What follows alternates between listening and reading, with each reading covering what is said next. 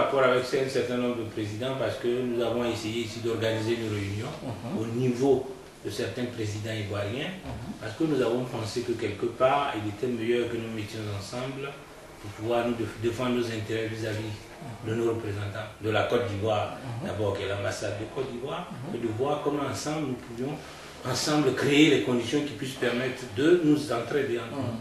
Et donc, je me rappelle, en 2008, j'ai organisé ici une réunion où était présent le président de Parma, le président de Bologne, le président de Milan, la présidente de Milan, les gens qui sont venus de Forlì, un peu un groupe de présidents, et nous avons essayé, parce que nous savons qu'en Italie, effectivement, il y avait la mise sur pied d'une fédération qui s'appelait FEACI. La FEACI, oui. Effectivement, nous avons essayé aussi d'appeler le président de cette FEACI qui aujourd'hui particulièrement n'existe pas comme il se doit, qui est dans une certaine léthargie. Bon, nous ne savons pas particulièrement parce que c'est une organisation qui a été créée avec l'ambassadeur sortant qui était Zadig Bakary Shah. Et donc nous avons essayé d'appeler le président sortant qui se trouve à Perugia pour qu'ils viennent ensemble pour qu'on voie comment redémarrer les activités à nos niveaux, nous organiser entre nous afin de voir. Et donc il avait effectivement l'art de la chose. Nous avons fait une réunion qui a été porteuse et je crois que bon, quelque part, comme vous le savez, nous avons décidé de organiser une seconde réunion, mais il était déjà dans le mois de décembre. Et bon, on a eu on s'est rencontrés la fois dernière, dans le mois d'août, de mai. Le président de Parma m'avait promis de pouvoir l'organiser, mais en définitive, compte tenu peut-être de ces choses, cela n'a pas eu lieu.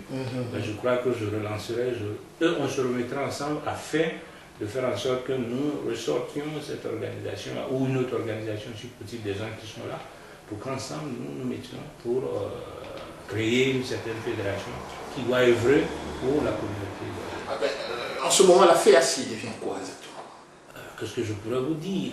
Nous avons interpellé l'ambassade, nous avons envoyé des lettres à l'ambassade pour leur dire que voilà la démarche que nous menions et qu'à ce niveau-là, nous avons expliqué aussi que nous avons une démarche vers les dirigeants de cette organisation. Voilà, nous n'avons pas eu de réponse effective au niveau de l'ambassade, parce que l'ambassadeur était parti et l'autre venait à peine d'arriver. J'ai eu l'occasion la fois dernière, en étant à la fête des femmes, de rencontrer la représentante qui était là afin de lui demander effectivement. Nous avons envoyé une lettre, nous n'avons pas eu de réponse. En fait, on répond aux gens, on leur dit bon voilà, c'est comme ça, mais la réponse est arrivée, mais il n'y a rien eu. Je ne sais pas, elle a dit bon, on essaiera d'organiser, comment vous viendrez à Rome, pour qu'on ensemble, on invite aussi les gens et qu'on discute ensemble pour voir comment ressortir. Comme ça, une question, quels sont vos rapports avec l'ambassade de Côte d'Ivoire? Nous avons un rapport qui serait, comme je pourrais le dire, de transmetteur direct de certaines informations qu'ils nous envoient. Pour eux, nous sommes une courroie importante pour la communauté ivoirienne. Donc quand il y a des informations, ils nous les envoient via fax, etc. Mais il n'y a pas de rapport véritable qui soit établi pour dire que, bon, ben, à des moments donnés, nous sommes choses. Quand il y a des informations qui intéressent la communauté, connaissant les présidents et ayant effectivement leurs adresses ou le numéro de fax qui est possible, ils leur envoient des avis. C'est tout rapport des avis à ce niveau-là. Voilà un peu ce que je pourrais dire. Bon, quelque part, nous avons souvent même des difficultés. Nous, dans ce mois qui va commencer bientôt, le 20, nous avons une fête que nous organisons ici, qui concerne la Côte d'Ivoire, et on se trouve dans une condition telle que bon, ben, nous essayons, nous avons envoyé la lettre d'invitation, ils ont reçu effectivement, mais nous n'arrivons pas à rentrer en contact et avec l'ambassadeur et avec son premier secrétaire qui chaque fois occupé chaque fois. Combien de temps l'ambassadeur est là, président? Le nouvel ambassadeur, je crois qu'il est arrivé seulement l'année dernière, M. Zoro Bibajano. Ça fait un peu de temps quand même.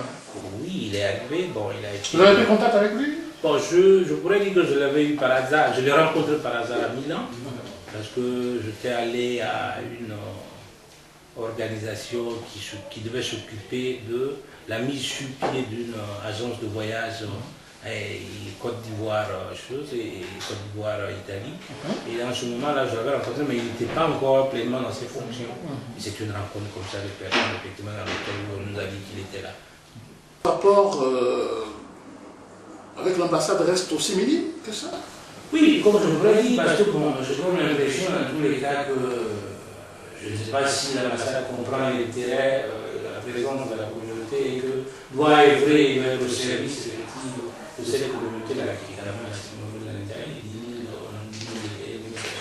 qui vit, qui ont des familles effectivement, Donc le rapport est plutôt celui-là. C'est pas très encourageant, Président. Président, quand vous perdez quelqu'un, quand il y a des événements heureux, il y a des représentants de l'ambassade qui arrivent, comment ça se passe exactement? Je disais tout à l'heure, quand vous perdez quelqu'un, Président, ou bien quand vous avez des événements heureux, est-ce que l'ambassade envoie des représentants ou comment ça se passe exactement? Non, je ne crois pas. C'est la communauté, surtout sur le territoire ou dans la zone, qui s'organise, par exemple, pour rapatrier le corps. S'il y a un événement malheureux dans nos frères, les événements heureux, nous organisons entre nous pour prendre, pour faire la fête, c'était mariage, etc. L'ambassade n'a jamais répondu à ce niveau. Mais pour les cas sociaux d'Ivoiriens, oui, l'ambassade aussi n'est pas présente? Les cas sociaux d'Ivoiriens? Les cas sociaux, des cas qui peuvent arriver, des cas de maladie, de gens qui ont des problèmes. Les cas de maladie, c'est souvent la communauté qui est présente ici qui s'organise. Nous avons eu des gens qui sont tombés malades pendant des années, qui ont eu des machins. Et la communauté ivoirienne ici s'est organisée pour avoir de sortir des fonds pour aider la famille. Est-ce que l'ambassade est informée? Effectivement, par rapport au rapport autre que cela, nous avons même interpellé l'ambassadeur que nous connaissions et qui connaissait par exemple cette personne-là, pour lui dire voilà, la personne est gravement malade, etc. Mais il a dit qu'il allait appeler, mais jamais rien n'a été fait, ou n'a pas amené quelqu'un comme représentant pour voir effectivement quelle était la situation, connaissant de manière assez particulière cette personne, ayant des rapports au-delà du fait qu'il soit un Ivoirien, mais qui se connaissaient parce que politiquement, ils ont milité ensemble. Donc c'était une connaissance plus profonde, mais il n'y a pas eu affaire, effectivement. C'est pas très encourageant, Président. Ça fait un peu plus d'1 an que la Ligue est là.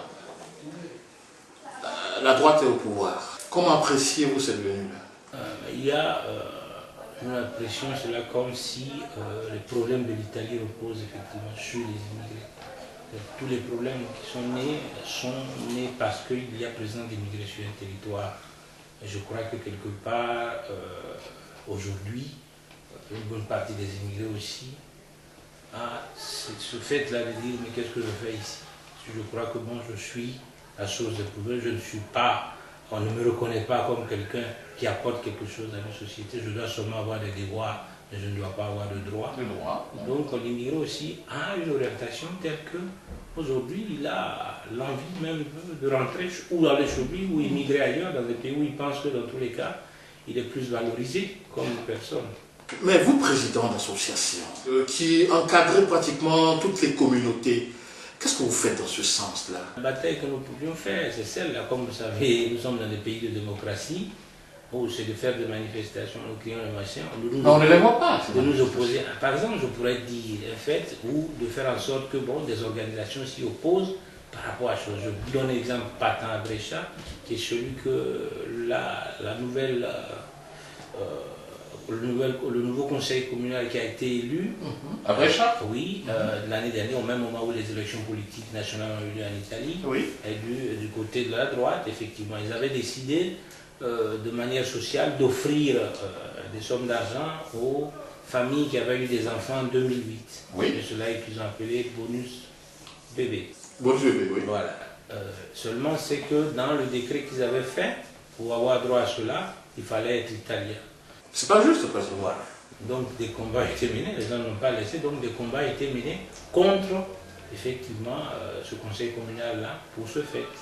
Ils sont arrivés jusqu'à chose et ils ont été déboutés. Ils sont obligés aujourd'hui d'accepter que les autres puissent, effectivement, mener. Il y a un problème fort. L'immigré, effectivement, à lui seul, ne peut pas mener un combat, il faut qu'il soit soutenu par d'autres organisations. Oui. Nous avons l'impression, même les organisations de gauche qui sont plus progressistes dans leurs idées, qui sont plus ouverts, font souvent un compte avec quoi? Avec le fait que ce qui compte pour eux, ce sont les voix et être élus. L'électorat. Voilà. Et donc, soutenir plus ce côté-là a un problème majeur que celui que je peux perdre des voix. Donc souvent, ils ne vont pas au-delà des idées